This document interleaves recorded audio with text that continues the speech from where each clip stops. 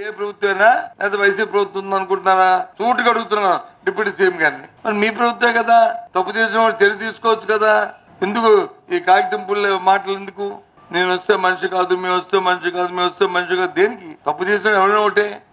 అది మీ పార్టీ అని ఒకటే, తెలుగుదేశం అని ఒకటే, బీజేపీ అని ఒకటే, వైసీపీ అని ఒకటే.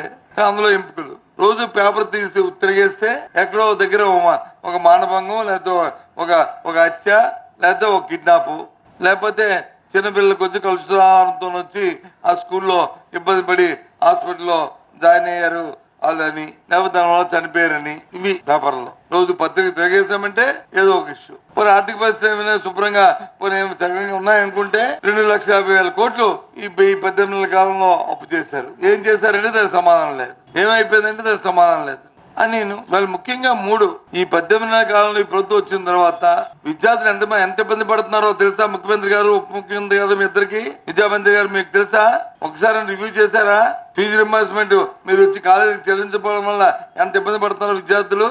సంస్థలు కాదు ఇక్కడ ఇబ్బంది పడుతుంది. మీరు అనుకుంటున్నారు సంస్థలు వచ్చి ఇబ్బంది పడుతున్నాయని. సంస్థలు కాదు ఇబ్బంది పడుతుంది విద్యార్థులు. ఎందుకంటే సహజంగా వాళ్ళ ఒత్తిడి ఉంటుంది, దాన్ని బట్టి క్వాలిటీ తగ్గిపోద్ది. దాంతో పాటు ఆరోగ్య సమస్య ఏదైతే ఆరోగ్యశ్రీ ఉందో ఆరోగ్యశ్రీ బకాయిల్ని మీరు సకాలంలో చెల్లించకపోవడం వల్ల ఎంత ఇబ్బంది పడుతున్నారో, వైద్యం కోసం వస్తున్న ఆ పేషెంట్ ఎంత బాధపడుతున్నారో, హాస్పిటల్లో ఏ రకంగా చూస్తున్నారో ఒకసారి మీకు ఎలాగా తెలుసు కదా.